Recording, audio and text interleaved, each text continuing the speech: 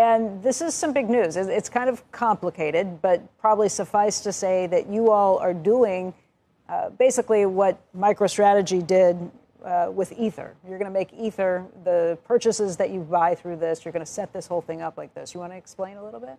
Yeah, glad to. I'm still a big fan of Bitcoin because I think it is, digital gold.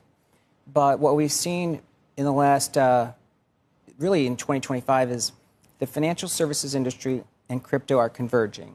And it really started with stablecoins, which is the ChatGPT of crypto, right? Because it's viral adoption by consumers, businesses, banks, and now even Visa.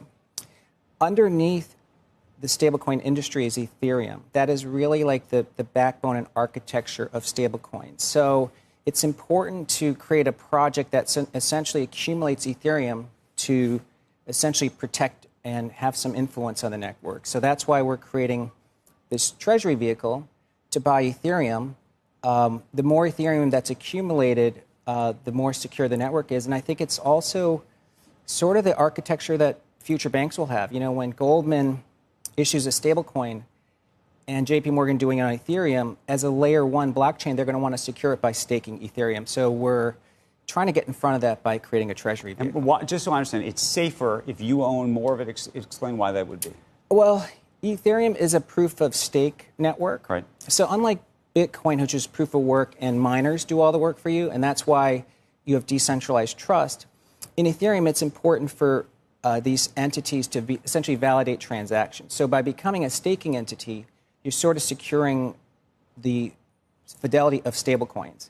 So you don't want a stablecoin like USDC or USDT to be on a blockchain that's outside the purview of the U.S. And so I think Ethereum is a high quality, the second largest blockchain network, and it's over 51% of stablecoins, and right. 30% of all fees on Ethereum are actually stablecoin revenue. So we even have the Treasury Secretary, Scott Bessent, talking about how stablecoins could be very positive. He likes them, likes to see what's there.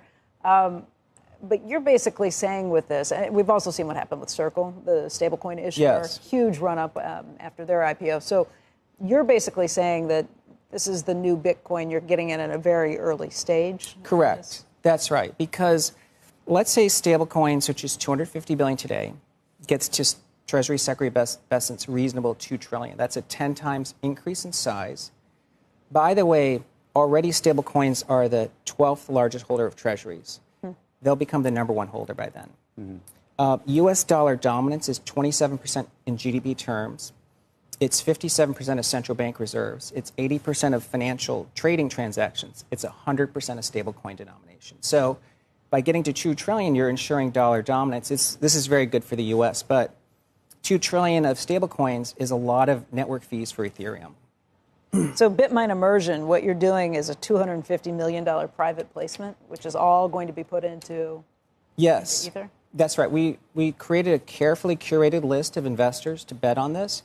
If you look at the press release, it is the blue chip, both in the financial world and in the crypto world. We have Founders Fund, Kraken, Galaxy Digital. Yep, Pantera. Yeah, so these are in the crypto world, and these are like sort of the blue chip crypto entities. And of course, Founders Fund is legendary in the traditional financial world.